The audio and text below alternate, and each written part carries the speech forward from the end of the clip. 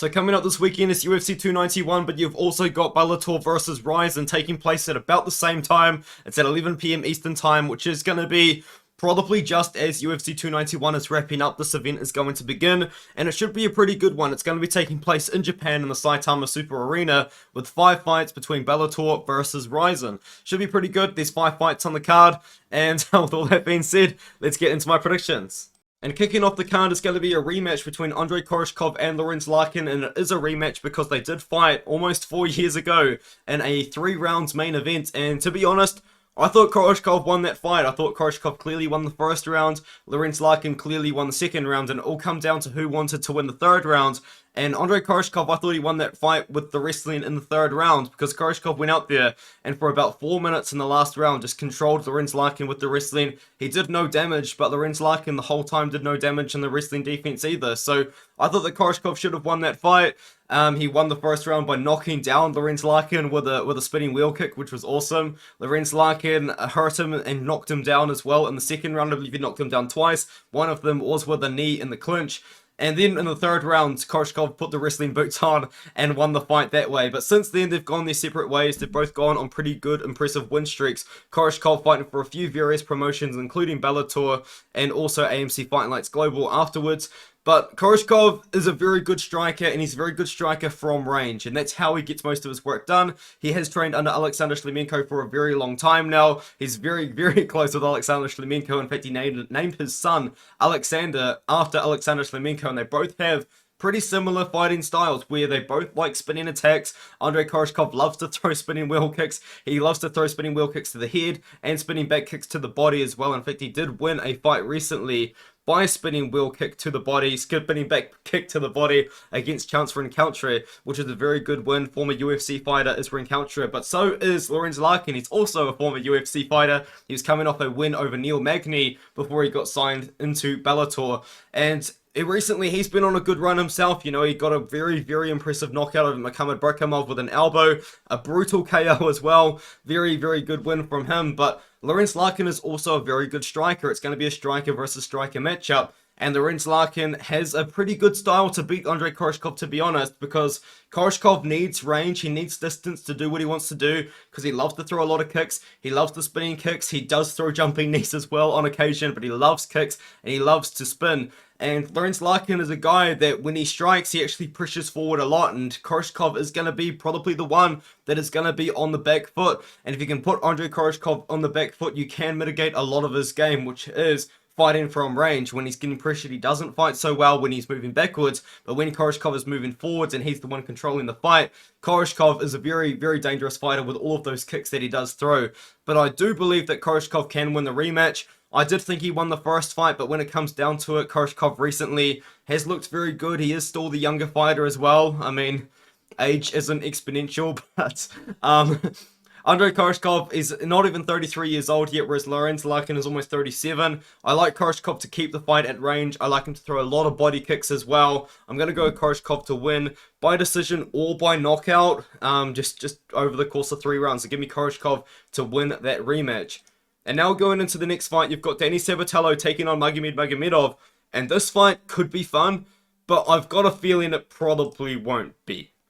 It's going to be very close though, because both of these guys are very, very good wrestlers, whereas Danny Sabatello is a fantastic chain wrestler. He does a lot of wrestling, he does a lot of controlling. It isn't a very exciting style to watch in the fights, but he's still a very entertaining fighter outside of the cage. But when he does get in there, he's not that fun to watch, because what he does is he wrestles and he controls on top. A lot of the time, he's not really searching for submissions or trying to get a finish with ground and pounds, but recently he did get a submission over Marcos Bruno, and I famously said, I guess in the We Want Picks Discord, that Danny Sabatello isn't finishing anybody.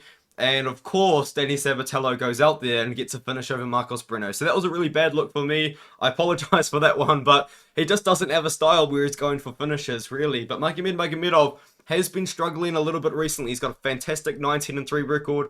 He has a couple of decent wins, but then he did lose to Raufeon Stots, but Raufeon Stots is a great fighter, also holds a win over Danny Sabatello. And then he went out there against Enrique Barzola. He did win by submission, but Barzola was still able to give him a little bit of trouble when he was pressuring forward. And then he went out there and lost to Patchy Mix, but I do believe that Patchy Mix is one of the best bantamweights in the entire world, UFC or not.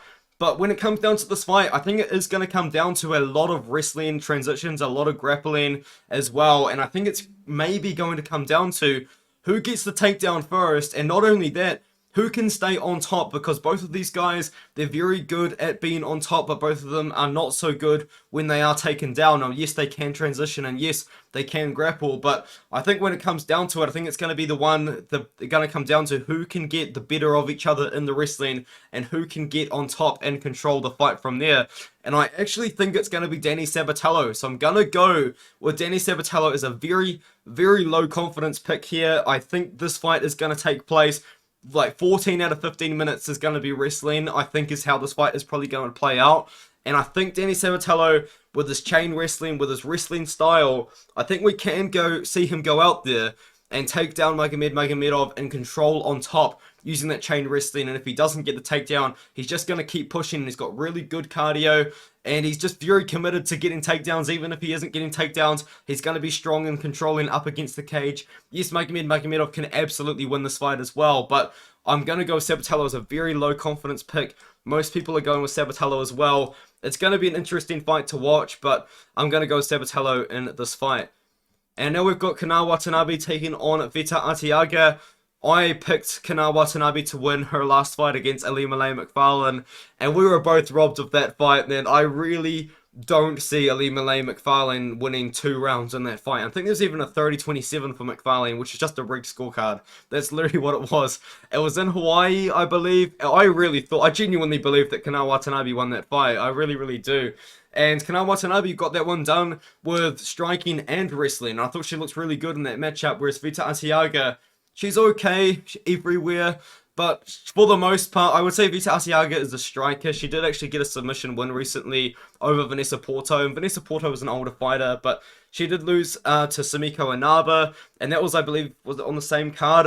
I believe it was on a very similar card. But yes, I think Kana Watanabe can win this fight here.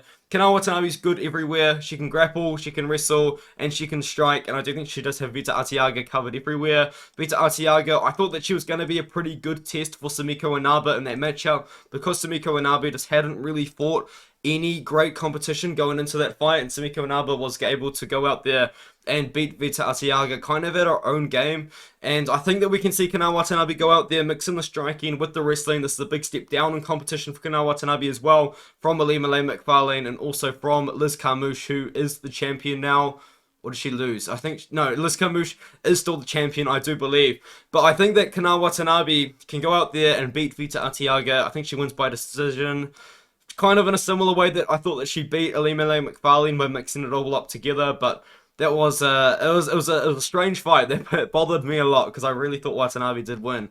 Now, for the title, for the vacant flyweight title, the very first flyweight championship fight, the very first flyweight male fight for Bellator, you got Kyoji Horiguchi taking on Makoto Takahashi, also known as Makoto Shinryu. And I'm going to be going with Kyoji Horiguchi here. He's a -800 favorite, which might seem crazy on paper, because Makoto Takahashi does have a 16-1 record, but Makoto Takahashi just doesn't really have the experience against the level of competition that Kyoji Horiguchi is.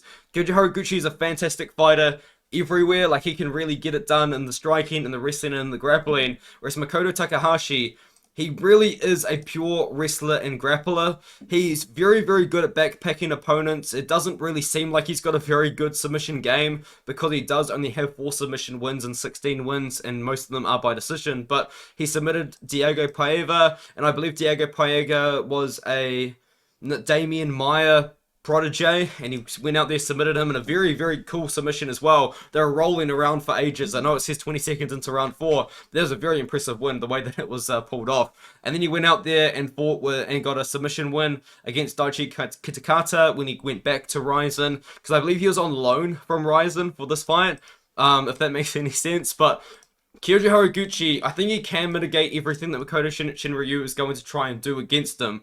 Whereas Makoto Takahashi is going to be going for takedowns early and often. He's going to be trying to get into dominant positions on the ground. He's going to be trying to backpack Kyoji Horiguchi, get on his back, and get on his back even if they're standing as well. But I think Kyoji Horiguchi at this point in his career, man, he's seen probably everything that Makoto Takahashi can bring to him, because Makoto Takahashi is pretty one-dimensional with the wrestling and the grappling. I was always kind of a big campaigner for Makoto Takahashi to get signed to the UFC, but I didn't realize that he's been on contract with RIZIN for a very long time, so that's why the UFC actually never picked him up. But I think Kyoji Horiguchi at this point, he's just seen everything that Makoto can bring to him. If Makoto wins, it's gonna be probably by submission, but I can just see Kyoji Horiguchi being the much better striker on the feet. I think that Kyoji Horiguchi can defend the takedowns. He can get his own takedowns if he really needs to. Probably not the best idea, but I think he's just got such a big disparity in skills. Not necessarily everywhere, but I just as I said, I think that he has seen everything that Makoto Takahashi can bring to him. He was beating Sergio Pettis before he got knocked out, and Sergio Pettis recently beat Patricio Pitbull, which is a great win. He's then gone on to win a couple of fights, RIZIN and Bellator. I just believe that Kyoji Horiguchi is going to win this fight. I think he gets it done over Makoto Takahashi in this matchup and becomes the first ever Bellator flyweight champion, and potentially the only Bellator flyweight champion, depending on what happens, because it seems like Bellator is going through a lot right now with getting sold, and potentially a lot of rumors are going around, but it's going to be interesting. We've got AJ McKee Jr. taking on Patricky Pitbull as well. I like AJ McKee in this matchup. I don't really love AJ McKee at lightweight because I thought he looked pretty undersized when he did take on Spike Carlisle, but he managed to get it done against Spike Carlisle, who was just super aggressive, fought him like a crazy man, to be honest. But Patricky Pitbull, former champion, he got the belt that his brother vacated. I believe it was when he took on Peter Quilly in the rematch, but then he lost to Usman Magomedov, who then is now the champion. But AJ McKee, probably the best example of Bellator building up a star. Bellator did this with AJ McKee. They signed him as an amateur, built him up over time, just giving him better competition over time, and eventually made him 18-0 at one point with a win over Patricio Pitbull. And that is what Bellator tries to do with almost all of their cards. You always see guys that are undefeated taking on guys that they're meant to beat. And AJ McKee Jr. is like an example of them getting it perfect, because they ended up turning him into a bit of a superstar with a fantastic undefeated record. He did end up losing to Pitbull. I think that they should do a trilogy. I think that would be a massive fight for Bellator. Whether or not we get it or not would be interesting. But he's moved up to 155. He beat Roberto de Souza, who's a fantastic grappler. Kind of just stayed safe in that matchup. Beat up Roberto de Souza on the feet. When the fight did go down to the ground, AJ McKee just stayed safe. He actually displayed a bit of wrestling and grappling in that matchup as well. But for Patricky Pitbull, I think McKee just beats him, to be honest. I mean, Patricky Pitbull at this point in his career, unfortunately for Patricky, he's always kind of been the brother that was in the shadow of Patricio, because Patricio has just achieved a lot more than Patricky, but Patricky did become the champion. He did beat Peter Quilly for that vacant title, despite being on a little bit of a losing streak, one to Tafik Musayev, who's now signed to Bellator as well. But I think when it comes down to it, AJ McKee Jr., we know what he can do. I think he can outstrike Patricky Pitbull. I think Patricky Pitbull's probably going to try and take him down, but I think AJ McKee can keep it on the feet. We just saw AJ McKee beat a very, very good grappler in Roberto de Souza, and I think that he can kind of mitigate anything that Patricky Pitbull tries to do in the grappling in that matchup. So I'm going to go with AJ McKee Jr. to win this fight on the feet. I think you might find a knockout in this matchup. It is 3 rounds, but AJ McKee, I wouldn't be too surprised if we see him getting the KO. It is interesting though, because AJ McKee has beaten Patricio in the past, so there might be a little bit of bad blood there, but I do believe that AJ McKee goes out there and beats Patricky. Very interesting fight, but I think we see AJ getting it done in this matchup by knockout or by a decision, but I'm going to go with the knockout. I think he can KO Patricky Pitbull. And that's all. Let me know what you think in the comments. Let me know what you think about my picks. Do you agree? Do you disagree? And with all that being said, I'll see you guys in the next one.